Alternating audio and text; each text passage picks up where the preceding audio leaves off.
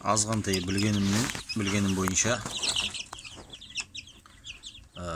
балапан болсын, біреулердің ішіндегі құрадағы құстар болсын, жалпы тауық болсын, жалпы осылай анда-санда болса да бір 15-20 минут осылай қадағалап отырсаң, соншалықты тәжірибең, білімің болмаса да жайлап түсінуге бір жақсы бір септігін тигізеді. Негізі мысалы жемі жақсы болса, тұрған жері қалай, тар емес пе, ыдысы қалай. Мысалы ыдысы кішкентай болатын болса, олар бір-бірін езіп тастауы мүмкін да. Салқын болса, бір-бірін сығып тастауы мүмкін. Ысы, салқын деген сияқты. Тұрған жері құрғақ болу керек. Жағдай барынша жылы болу керек. Керекті температура не ысы емес, не салқын емес. Ылғал жоғары болмаса, аурушаң болмайды да жалпы. Ылғалға жиналады аурудың бәрі, влажностьқа, сырыстыққа.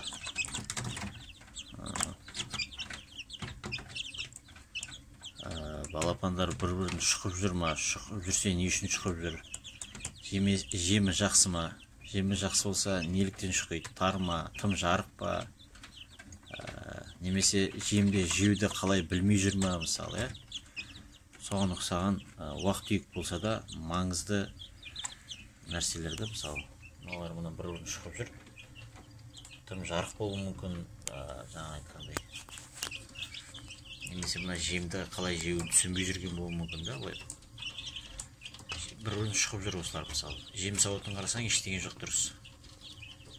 Сондықтан мына ыдысқа бөлек жеп, тойғызып, және осы ыдысқа үйретіп бір жағынан қолымнан келген әрекет жасап отырмын да.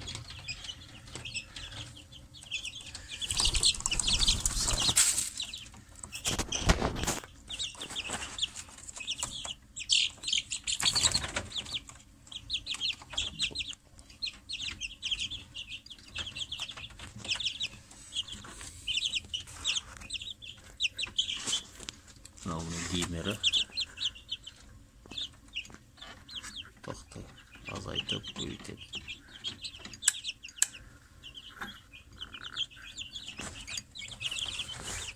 Астында саңғақ суырмасы жоқ енді. Қағазбен, салфанмен тұр. Ең басты ұстырып ыңғайлы. Астауы болса, маған ыңғайлы болар еді. Поддоны суырмасы. Суар düşüp жатыр.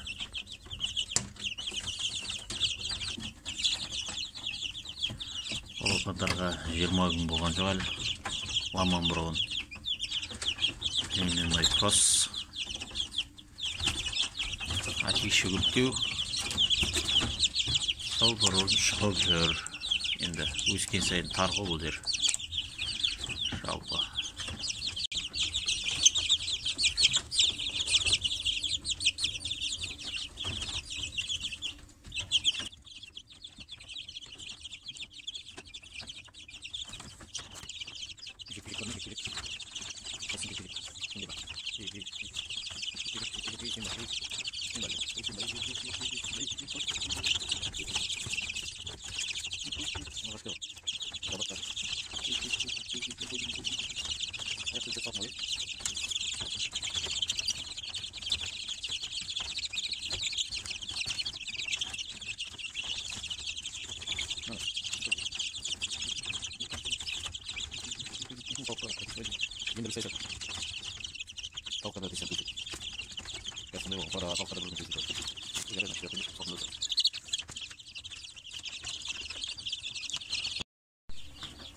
Бұл бройлердің кормушкасы жоқ, стройный, сосын стройный поилкасы жоқ.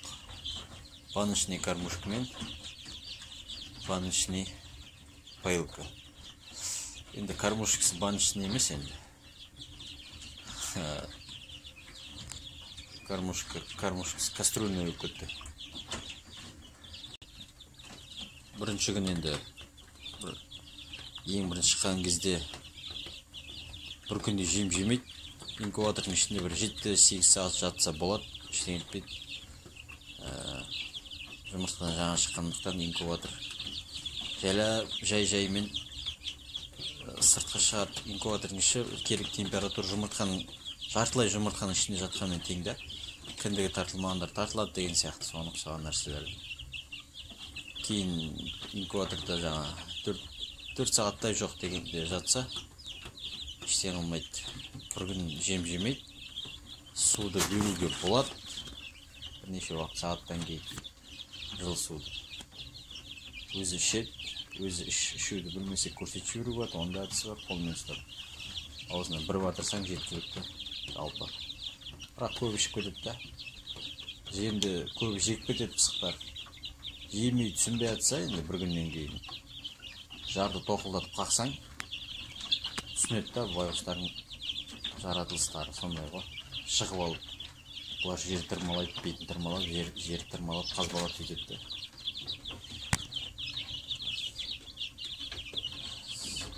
Бір күннен кейін таза қайнатылған суды суытып береді. Жайлап жем бере бастауға болады. Жаңа алғашқы күндерде пропойка жасайды. Тектоник па, гаматоник па, қолдан жасалған ба жалпы. Пропойка жасалады. Комбикормның стартын береді. Қандай марка болса да, комбикормның стартын алғашқы 2 жұмада, артығымен айтқанда 20 күн, мейлі, бір ай комбикорм береді. Сосын жайлап комбикормы 20%-дай шамамен айтып отырық та, жем болсасын да. Жарған жем болсын, мысалы, жарған жем жақсырақ. Май қосып араластырып жіберсең де комбикорм бар. Құрғақтай да болады. Негізі құрғақтай абзалырақ, су жалпы керек емес жылайтын. Құрамын өзгертудің қажеті жоқ. Ашып кететін тамақтарды бермеген жақсы, бергеннің өзінде де бітіріп тастайтын деңгейде, немесе көп ұзамай алып тастайтын деңгейде болу керек. Өйткені біреулер керек температурада, жоғары температурада тұрады бастамасынан инкубатордан шыққаннан кейін. Сосын 2 күн салып жайлап 1 градустан түсіре береді керек температураға дейін. Жемі жақсы болу керек. Сосын 20% комбикормға жаңа уақыт өткен сайын 20 күннен кейін мысалы артығымен айтқанда 20% жарған жем қосасын, кейін ол 50% болады. Жемің кейін 70% болады, 100% болады деген сияқты. Енді кейбір құстар бар, бастан комбикормның стартын беру керек, ростын беру керек, тіпті финишінде беру керек құстар бар да. Бірақ мынандай құстарға сол мүлдем бермей қоюда жақсы емес, немесе бастан аяқ бәрін беріп шығуда ол бәленбай ай бойы ол да шығын да, өзін ақтамайды. Бірақ өзін жақсы көтеріліп кету үшін ортасы комбикормның стартын берген ол жақсы. Енді айтпаймыз, комбикорм жалпы есептелген рацион толыққанды.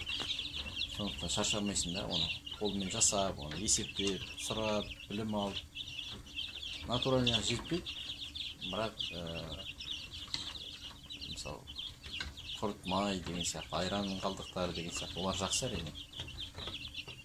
Оны да беруге қосымша, бірақ основной осы комбикорм жақсырақ. Құстың жасына, тіпті кейбір құстардың породасына есептелген комбикормдар бар. Көтеріліп кетуіне жақсы да.